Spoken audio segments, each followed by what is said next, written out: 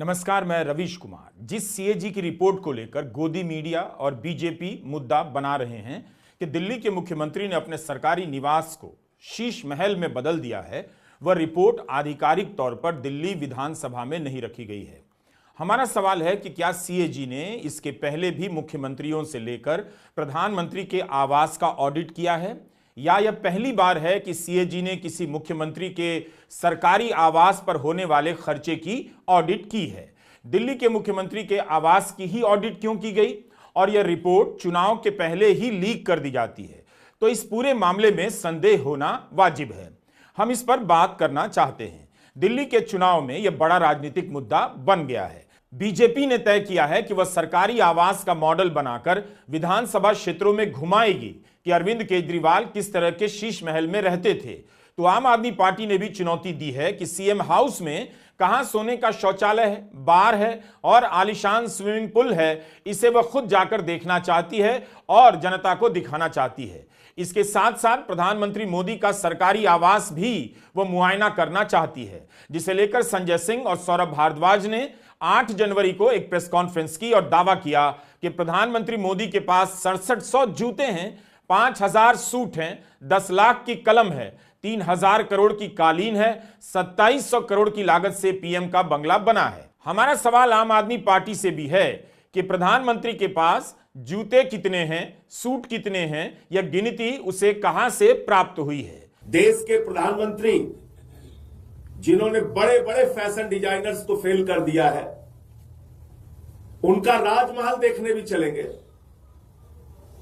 राजमहल के अंदर उनके 5000 सूट भी देखने चलेंगे, उनके 6700 जोड़ी जूते भी देखने चलेंगे, 200 करोड़ का झूमर जो लगा हुआ है जिसमें हीरे जड़े हुए हैं, वो झूमर भी देखने चलेंगे, और सोने के धागों से जो बढ़िया डिजाइन करके 300 करोड़ की कालीन बनाई गई है, उसको भी देखने चलेंगे। 10-10 लाख रुपए की पेन का इस्तेमाल हमारे प्रधानमंत्री जी करते हैं, देश के राजा करते हैं, वो भी देखने चलेंगे पेन। और आप जानते हैं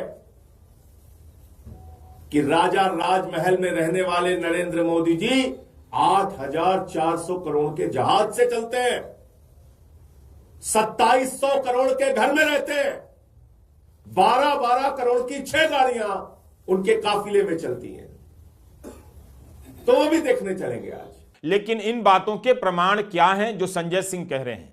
किसने गिनकर दिया है कि इतने जूते हैं, इतने पजामे हैं, इतने कुर्ते हैं? आम आदमी पार्टी को यह सब जानकारी कौन दे रहा है? हो सकता है कि आम आदमी पार्टी को लग रहा हो कि शीश महल का मुद्दा उसके खिलाफ जा रहा है, क्योंकि लाखों के पर्दे, लाखों के टीवी सेट का मुद्दा उस अरविंद केजरीवाल के खिलाफ जा सकता है जो वीआईपी संस्कृति के खिलाफ रहे हैं और जो कभी गाड़ी बंगला ना लेने की बात कहते थे। मगर हमारा सवाल है कि जो भी तथ्य पब्लिक में आ रहे हैं वो कहां से आ रहे हैं, उनके आधार क्या हैं, दोनों का ही आधार क्या है? यही सवाल बीजेपी से भी है कि अरविंद केजरीवाल के घर में कितने लाख के पर्दे लगे हैं, इसकी कीमत का सही और आधिकारिक सोर्स क्या है, और कैसे पता कि छत्तीसगढ़ के मुख्यमंत्री के घर में 20,000 रुपए के पर्दे लगे हैं, लाखों के नहीं। आप इस वीडियो को पूरा देखिए। सीएजी का किस तरह से राजनीतिक इस्तेमाल हुआ है, हम इस पर बात कर रहे हैं। बीजेपी जो आरोप लगा रही है और आम आदमी पार्टी प्रधानमंत्री आवास को लेकर आरोप लगा रही है, दिल्ली में सीएजी की रिपोर्ट आधिकारिक तौर पर जारी नहीं हुई है, लीक की गई है। 6 जनवरी को संबित पात्रा एक प्रेस कॉन्फ्रेंस करते हैं, अपने हाथ में सीएजी की रिपोर्ट लिए हुए हैं और इस रिपोर्ट के सहारे लहरा लहरा कर दावा कर रहे हैं। सवाल है कि सीएजी की रिपोर्ट की यह कॉपी संबित पात्रा के पास कैसे आ गई? क्या सीएजी अपनी रिपोर्ट बीजेपी को भी सप्लाई करती है? कई अखबारों ने अपनी वेबसाइट पर सीएजी की रिपोर्ट के लीक होने की बात लिखी है। पत्रकारों को लीक हो गई, आप समझ सकते हैं, लेकिन क्या सीएजी की रिपोर्ट बीजेपी को भी लीक होने लगी है? संबित पात्रा को ठीक से सुनिए, वे यही कह रहे हैं कि रिपोर्ट आज ही पब्लिक हुई है, यानी 6 जनवरी को पब्लिक हुई है। सीएजी की रिपोर्ट आई है, दिल्ली की सरकार किस प्रकार काम कर रही है, अरविंद केजरीवाल जी की सरकार के कामों का मुआयना controller and auditor general CAG उन्होंने किया है और वो रिपोर्ट आज पब्लिक हुई है। अखबारों में भी छपी है, मीडिया में भी विषय चल रहा है। और याद रखिए, जब मैं सीएजी का रिपोर्ट कहता हूं तो उन दिनों को याद करिए, 2012-13, उस समय यही अरविंद केजरीवाल जी थे जो रोज शाम को सीएजी का रिपोर्ट लेकर बैठते थे और इस पर प्रेस कॉन्फ्रेंस करके सीएजी के रिपोर्ट पर ही इनकी पहली सरकार शीला दीक्षित के खिलाफ, कांग्रेस पार्टी के खिलाफ दिल्ली में बनी थी। तो स्वाभाविक रूप से सीएजी कितना महत्वपूर्ण है और उसके रिपोर्ट का क्या महत्व है, वो अरविंद केजरीवाल जी समझते होंगे, ऐसा मेरा मानना है। सबसे पहले तो अनेकों विषयों पर सीएजी ने फोकस किया है, मगर सबसे महत्वपूर्ण विषय शीश महल है, उनका खुद का घर है। जो लोग कहते थे कुछ नहीं लेंगे, सरकारी बंगला नहीं लेंगे, घर नहीं लेंगे, गाड़ी नहीं लेंगे, किस प्रकार से दोनों हाथों से उन्होंने बटोरा है, किस प्रकार से करप्शन किया है, उसका काला चिट्ठा सीएजी के रिपोर्ट में आता है। हमने सीएजी की वेबसाइट भी चेक की, क्योंकि संबित पात्रा ने साफ साफ कहा कि आज रिपोर्ट पब्लिक हुई है। आज मतलब 6 जनवरी को, जिस दिन उन्होंने प्रेस कॉन्फ्रेंस की थी। अगर सीएजी की रिपोर्ट पब्लिक हो गई है तो अब तक सीएजी की वेबसाइट पर भी होनी चाहिए थी। इस वेबसाइट पर आप भी देखिए, तमाम रिपोर्ट मिल जाएगी। दिल्ली से जुड़ी आखिरी रिपोर्ट जुलाई 2022 की है।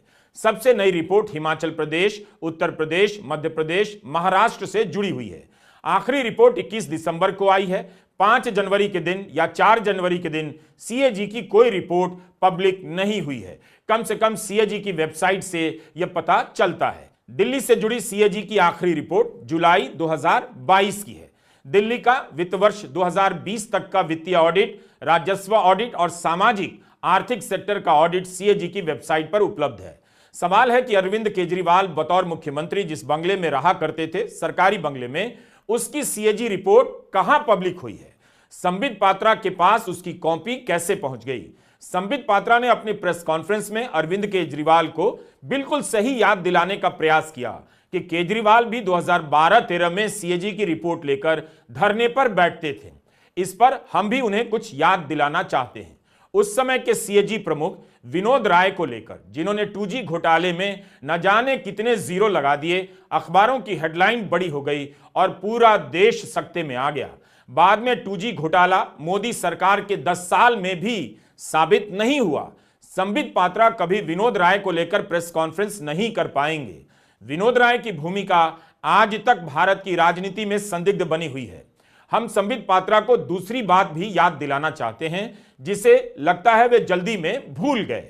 2014 में प्रधानमंत्री बनने के बाद गुजरात विधानसभा में प्रधानमंत्री मोदी को फेयरवेल दिया गया।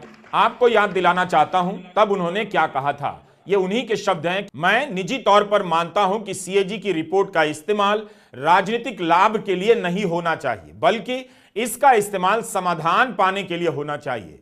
मैंने यहां एक ऐसा सिस्टम बनाया है और अपने लोगों से कहा है कि सीएजी की रिपोर्ट में जो समस्या बताई गई है उसकी जड़ों तक जाओ। क्या संबित पात्रा यह बात भूल गए, प्रधानमंत्री मोदी की बात, कि सीएजी का इस्तेमाल राजनीतिक लाभ के लिए नहीं होना चाहिए? जो रिपोर्ट आधिकारिक तौर पर रिलीज नहीं हुई, उसके पन्ने लेकर संबित पात्रा प्रेस कॉन्फ्रेंस कर रहे हैं। उन्हें याद भी नहीं रहा कि उनके ही नेता ने कहा है इसकी रिपोर्ट का इस्तेमाल राजनीतिक लाभ के लिए नहीं होना चाहिए। संबित पात्रा केजरीवाल को याद दिला रहे हैं वे सीएजी को लेकर राजनीति कर रहे थे, लेकिन खुद अपने प्रधानमंत्री की बात भूल गए, जिन्होंने मना किया है इसे लेकर राजनीति नहीं करनी चाहिए। प्रधानमंत्री ही नहीं, 2014 में जब बीजेपी की केंद्र में सरकार बन गई तो दिवंगत अरुण जेटली ने भी बतौर वित्त मंत्री यह उपदेश दिया कि ऑडिटर को अपने तथ्यों को लेकर सतर्क होना चाहिए कि वह उन फैसलों की समीक्षा कर रहा है जो पहले लिए जा चुके हैं, क्या सही प्रक्रिया का पालन हुआ है। ऑडिटर को सनसनी नहीं फैलानी चाहिए, उसे हेडलाइन के चक्कर में नहीं पड़ना चाहिए। ऑडिटर को सक्रिय रहना चाहिए, लेकिन उसे एक्टिविज्म से बचना चाहिए। जेटली का यह बयान सुनिए। Auditor has to exercise his discretion in his capacity building, that he doesn't build his capacity in such a manner that he in fact must necessarily find out something which may not exist. He has to be an active auditor. But activism and restraint are always two sides of the same coin.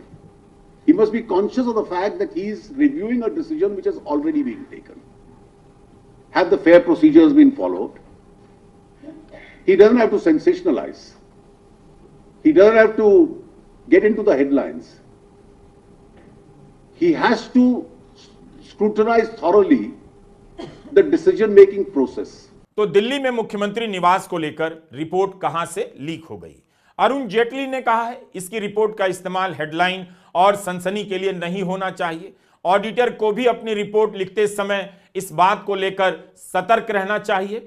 क्यों कहा उन्होंने? क्योंकि उन्होंने देख लिया था कि इस रिपोर्ट का झूठ का महल खड़ा करने में इस्तेमाल हो चुका है और जनता आगे ना समझ जाए, इसलिए अब इसका इस्तेमाल नहीं होना चाहिए। जेटली के इस बयान पर तब कांग्रेस ने कहा था एक तरह से सीएजी को धमकी दी गई है। सरकार को लगता है कि जिस तरह से यूपीए को टारगेट किया गया उसे भी किया जा सकता है, लेकिन बीजेपी प्रधानमंत्री मोदी स्वर्गीय जेटली की बातों को किनारे कर सीएजी की रिपोर्ट का राजनीतिक लाभ के लिए क्यों इस्तेमाल कर रही है? क्या उसे याद नहीं रहा दिल्ली के सीएम निवास के बनाने और उसमें लगे सामान की कीमत कितनी है? इसकी सीएजी रिपोर्ट मीडिया में कैसे लीक हो गई या बीजेपी के पास कैसे पहुंच गई? या एक सवाल तो है, जो रिपोर्ट पब्लिक में नहीं है उस रिपोर्ट को लेकर बीजेपी राजनीतिक मुद्दा बना रही है, वह भी प्रधानमंत्री मोदी की बात को दरकिनार कर। मुख्यमंत्री के सरकारी आवास के भीतर का वीडियो बीजेपी के प्रदेश अध्यक्ष वीरेंद्र सचदेवा के ट्विटर हैंडल पर है। दावा किया गया है कि इसी आवास को केजरीवाल ने शीश महल बना दिया है। पहली बात, यह वीडियो बीजेपी के पास कहां से आया? दिल्ली के मुख्यमंत्री का वीडियो पब्लिक में इस तरह से रिलीज किया गया है। दिल्ली में बीजेपी की सरकार तो नहीं, फिर भी एक सरकारी बंगले का वीडियो उसके पास मौजूद है। क्या इसके जवाब में बीजेपी के दूसरे मुख्यमंत्री अपने आवास के भीतर का वीडियो यात्रा कराएंगे? कैमरे घुमा घुमा कर दिखाएंगे कि उनके घर आलीशान नहीं है, आध्यात्मिक जीवन जी रहे हैं, सादगी की मिसाल हैं। वीआईपी संस्कृति खत्म करने की बात करने वाले केजरीवाल तो करोड़ों रुपए खर्च कर शीश महल बनाकर रहते आए थे। नैतिक रूप से केजरीवाल से यह सवाल तो बनता ही है कि आम आदमी की राजनीति करने वाले मुख्यमंत्री का बाथरूम क्या ऐसा आलीशान होगा? और अगर ऐसा होगा तो विरोधी आरोप लगाएंगे ही। यह सब सामान तब लगा है जब केंद्र सरकार की एजेंसियां और बीजेपी आम आदमी पार्टी के एक एक काम पर नजर रख रही थीं, उनके ठिकानों पर छापे पड़ रहे थे, मौके की तलाश हो रही थी। क्या पीएम के घर का मुद्दा इसलिए उठाया गया ताकि ये सब सवाल एक शोर के पीछे रह जाएं? नैतिकता के अलावा भ्रष्टाचार का मामला तो अभी साबित भी नहीं हुआ है। यह मुद्दा अप्रैल 2023 से पब्लिक में है। तब से मीडिया में खबरें छप रही हैं और बहस चल रही है कि केजरीवाल ने कोई शीश महल बनाया है। अब सीएजी की रिपोर्ट भी आ गई। ऐसा कमाल आपने पहले कब देखा है कि घोटाले का आरोप मीडिया में पहले लगे और उसके बाद सीएजी की रिपोर्ट आ जाए? उस समय आम आदमी पार्टी की प्रवक्ता प्रियंका कक्कड़ ने यानी अप्रैल 2023 के समय एक ट्वीट किया, घर के भीतर गिरी हुई छत का वीडियो दिखाया और लिखा कि मित्र डोनाल्ड ट्रंप की 3 घंटे की विजिट के लिए 80 करोड़ रुपए खर्च कर दिए गए। गुजरात और मध्य प्रदेश के मुख्यमंत्री अपने लिए 200 करोड़ के हवाई जहाज लेते हैं। मजाल है कोई चैनल इस पर डिबेट कर ले। अरविंद केजरीवाल जी को 1942 में बना 1 एकड़ से भी छोटा बंगला अलॉट किया गया, जिसकी छतें 3 बार गिर गईं। एक बार उनके माता पिता के कमरे की छत गिर गई, एक बार जहां वो जनता दरबार लगाते थे। एलजी के 6 एकड़ में फैले बंगले की रंग पुताई मरम्मत दिल्ली के मुख्यमंत्री के घर बनाने के खर्च से ज्यादा होती है। इस मामले में सीबीआई जांच भी चल रही है। किसी मुख्यमंत्री के सरकारी बंगले में कितना खर्च हुआ है, इसे लेकर शायद सीबीआई भी पहली बार जांच कर रही है, जिस तरह से सीएजी ने शायद पहली बार रिपोर्ट बनाई है। मई 2023 में दिल्ली के उपराज्यपाल वीके सक्सेना ने सीबीआई के निदेशक प्रवीण सूद को चिट्ठी लिखकर सीएम हाउस रिनोवेशन मामले की जांच का काम सौंपा था। इसके बाद सितंबर 2023 की कई खबरें आपको मिल जाएंगी कि सीबीआई की जांच हो रही है, लेकिन 2 साल हो गए, 2024 भी बीत गया। उस जांच से क्या निकला, इस पर हमें गूगल सर्च में कोई मीडिया रिपोर्ट नहीं मिली। उस समय बीजेपी ने सीबीआई की जांच का स्वागत किया था, मगर यह जांच अभी कहां तक पहुंची है? 1.25 साल से भी अधिक समय हो गए। क्या इसमें एफआईआर हुई? मीडिया रिपोर्ट में हमें इसकी जानकारी नहीं मिली। लेकिन अब सीबीआई की जांच तो पीछे चली गई है और सीएजी की नई रिपोर्ट लीक होकर सामने आ गई है। क्या सीएजी ने उन मुख्यमंत्रियों के बंगले की कभी ऑडिट की है जो 20 साल से लेकर 10 साल से अपने अपने सरकारी आवास में रह रहे हैं? क्या सीएजी प्रधानमंत्री के आवास की ऑडिट कर सकता है? कहीं ऐसा तो नहीं कि सीएजी ने यह रिपोर्ट राजनीतिक इस्तेमाल के लिए ही बना दी है और दिल्ली के चुनाव में इससे जुड़े आरोप ठोस लगे इसलिए रिपोर्ट लीक भी कर दी गई। हमें लगा कि यह रिपोर्ट आधिकारिक रूप से विधानसभा के पटल पर रखी गई है और उसके आधार पर रिपोर्टिंग हो रही है, आरोप लग रहे हैं। मगर अखबारों ने भी अपनी रिपोर्ट में बेहद सावधानी से इसका जिक्र करना जरूरी समझा है कि रिपोर्ट अभी जारी नहीं हुई है।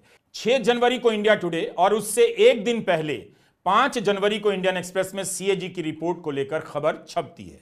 इंडिया टुडे ने अपनी हेडलाइन में लीक शब्द का इस्तेमाल किया है, यानी पाठकों को बता दिया है कि रिपोर्ट लीक हुई है। इंडियन एक्सप्रेस ने एक दिन पहले छपी रिपोर्ट में लीक शब्द का इस्तेमाल नहीं किया है। अब 6 जनवरी की दोपहर संबित पात्रा प्रेस कॉन्फ्रेंस में सीएजी की रिपोर्ट का प्रिंट आउट लेकर पहुंचते हैं, लेकिन उसी के 2 घंटे बाद इंडिया टुडे की रिपोर्ट छपती है जिसमें लिखा है रिपोर्ट लीक हुई है। क्या संबित पात्रा बता सकते हैं कि यह रिपोर्ट पब्लिक होकर कहां छपी है? एक्सप्रेस ने भी अपनी रिपोर्ट सतर्कता के साथ लिखी है। इस बात पर जोर देते हुए लिखा गया कि ऐसी जानकारी है कि इस रिपोर्ट में यह रेखांकित किया गया है कि संदिग्ध कंसल्टेंट का चयन हुआ, बार बार अनुमानित खर्चे में बदलाव हुआ और मंजूरी ना होने के बावजूद महंगे आइटम खरीदे गए। एक्सप्रेस के ऋतु सरीन और जतिन आनंद अपनी रिपोर्ट में लिखते हैं कि इंडियन एक्सप्रेस को यह पता चला है कि सीएजी मुर्मू ने रिटायर होने से 1 हफ्ता पहले इस रिपोर्ट पर साइन किया और यह रिपोर्ट अभी तक दिल्ली विधानसभा में नहीं पेश की गई है। तो नवंबर के महीने में गिरीश चंद्र मुर्मू सीएजी के पद से रिटायर होते हैं। उसके 1 सप्ताह पहले दिल्ली के मुख्यमंत्री निवास की ऑडिट रिपोर्ट पर साइन करते हैं। क्या यह राजनीतिक संयोग और प्रयोग नहीं हो सकता है? गिरीश चंद्र मुर्मू इसके पहले अनुच्छेद 370 हटाने के बाद जम्मू कश्मीर के उपराज्यपाल बनाए गए थे। द हिंदू की दीक्षा मुंजाल ने गिरीश चंद्र मुर्मू का विस्तार से जीवन परिचय छापा है। लिखा है कि मुर्मू उस समय प्रधान सचिव और ओएसडी थे जब नरेंद्र मोदी गुजरात के मुख्यमंत्री थे। मुर्मू मोदी सरकार के संकट मोचक रहे हैं, केंद्र में भी गुजरात में भी। मोदी के दिल्ली आने के साथ साथ मुर्मू भी दिल्ली आ गए और वित्त मंत्रालय में संयुक्त सचिव बना दिए गए। बीजेपी के दिल्ली प्रदेशाध्यक्ष वीरेंद्र सचदेवा ने 7 जनवरी को बयान दिया, आरोप लगाया कि केजरीवाल ने सीएजी की रिपोर्ट को दिल्ली विधानसभा में पेश नहीं होने दिया। यह हो सकता है क्योंकि राज्य सरकारें ही रिपोर्ट पेश करती हैं और कई बार राज्य सरकारें रोक देती हैं। अक्टूबर में बीजेपी ने आप सरकार से मांग की थी कि 48 घंटे के भीतर विधानसभा का सत्र बुलाया जाए, रिपोर्ट पेश की जाए। तब बीजेपी ने इसे लेकर प्रदर्शन किया था। क्या केजरीवाल के लिए ही अच्छा नहीं होता कि वे इस रिपोर्ट को पेश करने के लिए सत्र बुला लेते और जब तक उस घर में थे तभी कैमरे को घुमा घुमा कर दिखा देते? फिर आम आदमी पार्टी भी पूछ सकती थी कि अब बीजेपी के मुख्यमंत्री अपना घर दिखाएं और उनके घर में लगे पर्दे से लेकर कालीन, डोरमेट, कमोड की शीट के दाम पर बहस हो, सब अपना अपना दाम बताएं। सवाल है कि जो रिपोर्ट पेश नहीं हुई है वो लीक कैसे हो गई? लीक होने के बाद सार्वजनिक रूप से रिलीज कैसे हो जाती है? जैसा कि संबित पात्रा ने कहा, रिलीज हुई है तो वेबसाइट पर कैसे नहीं आई अभी तक? पिछले 10 साल में आपने कितनी बार सुना है कि मीडिया में सीएजी की रिपोर्ट लीक हो गई है और बीजेपी सार्वजनिक होने के पहले से ही सीएजी की रिपोर्ट लेकर मोदी सरकार के खिलाफ प्रेस कॉन्फ्रेंस कर रही है। 2014 में मोदी के आने के बाद मीडिया ने सीएजी की रिपोर्ट की तरफ झांकना ही बंद कर दिया। 10 साल बाद पहली बार सीएजी की रिपोर्ट को लेकर राजनीति हो रही है। नियति देखिए, दिल्ली में ही हो रही है। क्या बीजेपी ने इस रिपोर्ट को लेकर प्रेस कॉन्फ्रेंस की थी या कर भी सकती है? जब द वायर में यह खबर छपी कि आयुष्मान योजना और दिल्ली से जुड़े द्वारिका एक्सप्रेसवे प्रोजेक्ट में भ्रष्टाचार का पर्दाफाश करने वाले 3 ऑडिट अधिकारियों का तबादला कर दिया गया है। अक्टूबर 2023 में द वायर में श्रावस्ती दासगुप्ता ने यह रिपोर्ट की थी। दिल्ली से ही जुड़ा हुआ है द्वारिका एक्सप्रेसवे प्रोजेक्ट। इस रिपोर्ट को सीएजी ने तुरंत खारिज किया, लेकिन श्रावस्ती ने बाकायदा नाम लेकर छापा था किन अफसरों के तबादले हुए हैं। श्रावस्ती की रिपोर्ट के अनुसार द्वारका एक्सप्रेस प्रोजेक्ट में 1 किलोमीटर सड़क की लागत 18 करोड़ से बढ़कर 250 करोड़ हो गई। 18 करोड़ से बढ़कर 250 करोड़ कैसे हो सकती है, इस पर सवाल उठे थे। इस रिपोर्ट के बाद कांग्रेस महासचिव जयराम रमेश ने आरोप लगाया कि सीएजी के अधिकारियों को धमकाया जा रहा है। अक्टूबर 2023 में ये वही सीएजी बड़ी मुश्किल से कोई रिपोर्ट्स निकाल पाते हैं जो 2015 में 55 रिपोर्ट्स निकली थी, 2020 में 14 रिपोर्ट्स निकली। देखिए क्या हालत हो रही है सीएजी की।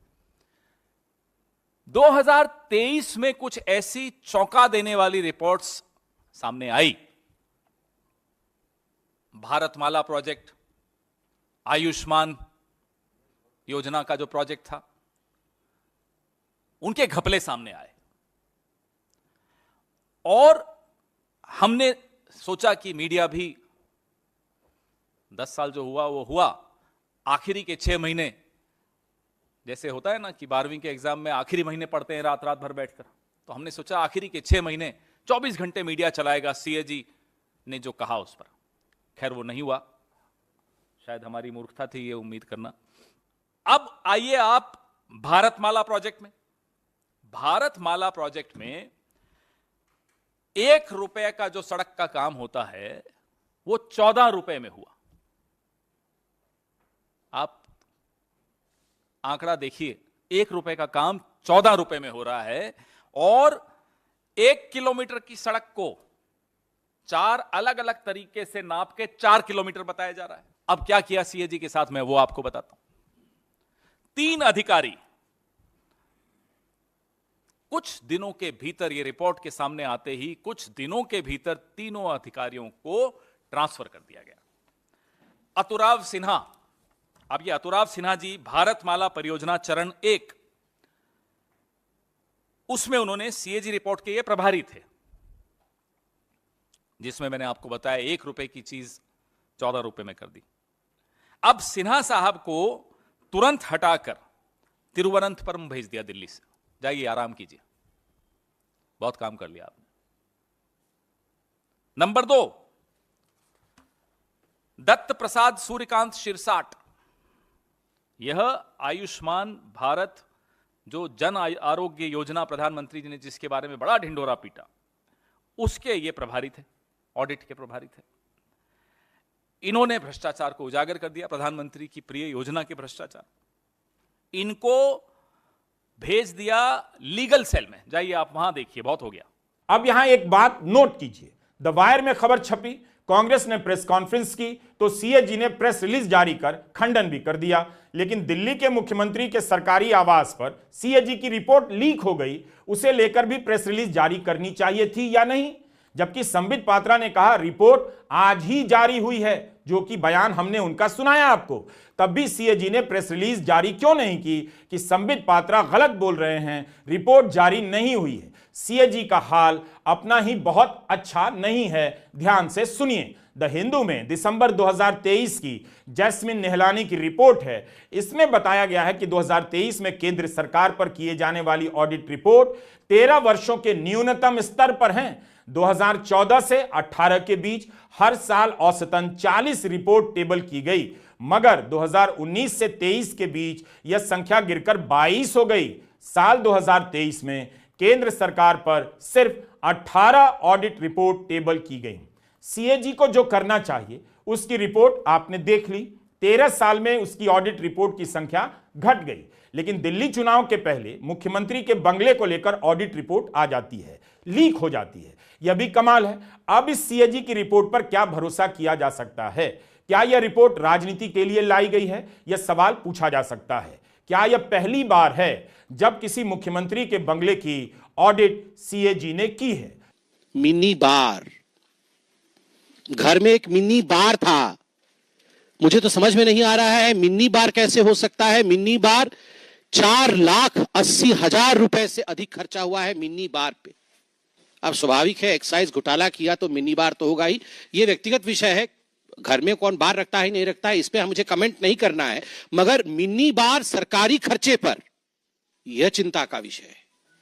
5 लाख रुपए अतिरिक्त खर्च करके घर पे मिनी बार। संबित पात्रा ने आरोप लगाया सरकारी बंगले में केजरीवाल ने मिनी बार बनवाया। आम आदमी पार्टी का कहना है वह चलकर देखना चाहती है कहां है वो मिनी बार और आलीशान स्विमिंग पूल, जिसके आरोप बीजेपी लगा रही है। वादे के अनुसार आज 11 बजे हम लोग दिल्ली के मुख्यमंत्री के लिए जो सरकारी आवास बनाया गया था 6 फ्लैगस्टाफ रोड पर जाएंगे और आप लोगों के साथ ढूंढने की कोशिश करेंगे कि वो आलीशान स्विमिंग पूल 6 फ्लैगस्टाफ रोड में कहाँ है, पूरा ढूंढेंगे। वहाँ पे बताया गया है कि सोने के बने हुए कमोड लगे हुए हैं, वॉशरूम के अंदर सोने की चीज़ें हैं, तो वो भी आपके साथ जो है हम लोग ढूंढेंगे। उसके अलावा बताया गया था कि शराब पीने के लिए बार है मुख्यमंत्री आवास में, तो उस बार को ढूंढने की भी कोशिश की जाएगी आप लोगों के साथ। और साथ ही प्रधानमंत्री जी के आवास में भी जाके देखा जाएगा कि क्या क्या सहूलियतें प्रधानमंत्री जी के सरकारी आवास के लिए लगाई जा रही हैं। 2-3 चीज़ें मैं साफ कर दूं, दोनों ही आवास उसी कोरोना के समय में बनने शुरू हुए, दोनों ही आवास प्रधानमंत्री और मुख्यमंत्री के सरकारी आवास हैं, किसी के निजी आवास नहीं है, और दोनों ही आवास टैक्स पेयर के पैसे से बने हैं। तो अगर टैक्स की बर्बादी का आरोप कहीं लग सकता है तो दोनों पे एक साथ लग सकता है, और अगर नहीं लग सकता तो दोनों पे ही नहीं लग सकता। इसलिए हम आज मानेंगे कि भारतीय जनता पार्टी को प्रधानमंत्री के आवास में मीडिया की मौजूदगी से कोई एतराज नहीं होगा। हमारा कहना है अप्रैल 2023 से यह मुद्दा पब्लिक में है, सितंबर 2023 से सीबीआई जांच कर रही है। एक मुख्यमंत्री का घर कहीं भाग कर तो नहीं जा सकता। क्या सीबीआई को सितंबर 2023 से लेकर अब तक इस मामले में एफआईआर करने के लिए कुछ भी नहीं मिला? अगर एक मकान के भीतर लगे सामान की जांच 1.25 साल में नहीं हो सकती है, फिर अचानक सीएजी की रिपोर्ट आ जाती है, तो संदेह स्वाभाविक है। यह ना भूलें कि विजिलेंस की भी जांच चल रही है। दोनों तरफ से शोर पैदा किया जा रहा है, बीजेपी की तरफ से भी और आम आदमी पार्टी की तरफ से भी। अगर बीजेपी को इतना ठोस मुद्दा हाथ लग ही गया था तो उसके पास अब तक ठोस प्रमाण होने चाहिए थे। अब हम आपको कुछ और खबरें दिखाना चाहते हैं। कई मुख्यमंत्रियों के बंगले को लेकर सवाल उठे हैं, मगर कभी उन पर सीएजी की रिपोर्ट नहीं आई। दिल्ली के मुख्यमंत्री के सरकारी आवास पर कितना खर्चा हुआ, 2 साल से सवाल उठ रहे हैं, राजनीति चल रही है और सीएजी की रिपोर्ट भी आ जाती है और लीक भी हो जाती है। यह तो 2023 की खबर है टाइम्स ऑफ इंडिया की। शिवराज सिंह चौहान जब मुख्यमंत्री थे तब मुख्यमंत्री और मंत्रियों के सरकारी बंगले के सौंदर्यीकरण पर 18 करोड़ से अधिक की राशि खर्च हुई। रिपोर्ट के मुताबिक अप्रैल 2020 से लेकर 2 साल के भीतर यह खर्चा किया गया। राज्य सरकार ने यह जानकारी मध्य प्रदेश के विधानसभा में दी थी। इसी तरह से अरविंद केजरीवाल भी विधानसभा में खुद से जानकारी दे सकते थे और उल्टा शिवराज सिंह चौहान से पूछ सकते थे, आपके यहां जो पर्दा लगा है, फ्रिज है, वो कितने का है? क्या हम जानते हैं कि शिवराज सिंह चौहान जिस बंगले में बतौर मुख्यमंत्री कई साल तक रहे, उस दौरान उस बंगले पर कितना खर्च हुआ? उसके रखरखाव में, सफेदी कराने में और नए नए सामान लाने में। 2016 में जब चंद्रबाबू नायडू आंध्र प्रदेश के मुख्यमंत्री थे तब उनके कैंप ऑफिस को लेकर सवाल उठे। उस समय खबरें छपी कि नायडू ने कैंप ऑफिस बनाने के लिए 80 करोड़ रुपए खर्च कर दिए हैं।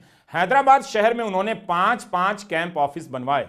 मीडिया रिपोर्ट के अनुसार ज्यादातर पैसा बंगले को सजाने और सुरक्षा पर खर्च हुआ। वाईएसआर कांग्रेस ने तब आरोप लगाया था कुल 99 करोड़ रुपया खर्च हुआ। न्यू इंडियन एक्सप्रेस ने रिपोर्ट किया है विजयवाड़ा के सर्किल ऑफिस को फिर से बनाने संवारने में 14.5 करोड़ का खर्चा हुआ। न्यूज मिनट ने रिपोर्ट किया है नया घर खास तौर पर वास्तु के हिसाब से बनाया गया। बीजेपी भूल से इन मुद्दों को हाथ भी नहीं लगाएगी, क्योंकि उसे अच्छी तरह याद है केंद्र में मोदी सरकार नायडू के समर्थन से टिकी हुई है। इन सब के साथ 2019 में ही चंद्रबाबू नायडू जगन रेड्डी को अपने घर पर 15 करोड़ उड़ाने का आरोप लगाते हुए बकायदा ट्वीट कर रहे हैं और आंध्र प्रदेश का नीरो बना रहे हैं। 2016 की यह खबर देखिए, तेलंगाना में मुख्यमंत्री के बंगले पर 50 करोड़ की राशि खर्च हुई। बुलेट प्रूफ बाथरूम बनवाया गया। यह बंगला 50 करोड़ की लागत से बना है। अक्टूबर 2024 की दैनिक भास्कर की रिपोर्ट, छत्तीसगढ़ के मुख्यमंत्री विष्णुदेव साय के बंगले की लागत 65 करोड़ रुपए बताई गई है। लिखा है 8 एकड़ के विशाल भूखंड में बने इस हाईटेक हाउस में चप्पे चप्पे पर सीसीटीवी कैमरे होंगे। इसमें 6 बेडरूम है, फैमिली लिविंग रूम है, प्राइवेट थिएटर है, हेल्थ सेंटर और बड़ी सी लाइब्रेरी है। छत्तीसगढ़ के मुख्यमंत्री का बंगला 65 करोड़ रुपए का है। क्या वह भी शीश महल है? क्या बीजेपी को उस बंगले का वीडियो नहीं दिखाना चाहिए ताकि पता चले कि वहां रखा फ्रिज कितने का है, वहां लगा पर्दा कितने का है? मुख्यमंत्री के निवास में प्राइवेट थिएटर है, हेल्थ सेंटर है, तो उसी की तुलना केजरीवाल के थिएटर और जिम से की जा सकती है। तो आंध्र प्रदेश, तेलंगाना और छत्तीसगढ़ के मुख्यमंत्रियों के निवास पर कितने कितने करोड़ खर्च हो रहे हैं, मीडिया में रिपोर्ट है।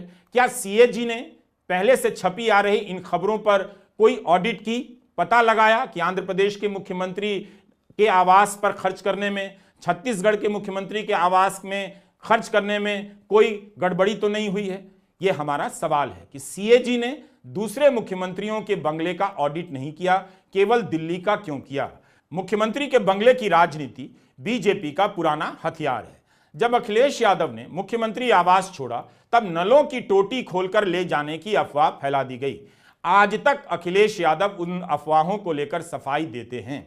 यही कोशिश तेजस्वी यादव के समय भी हुई जब उन्होंने उप मुख्यमंत्री आवास खाली किया। बीजेपी ने पटना में बकायदा पोस्टर लगवा दिया था कि तेजस्वी नल की टोटी, पलंग, एसी, वॉश बेसिन निकालकर ले गए हैं। तो ये पावर है प्रोपेगेंडा का। अखिलेश यादव और तेजस्वी यादव के सरकारी आवास को लेकर भी ऐसी कोशिश हो चुकी है।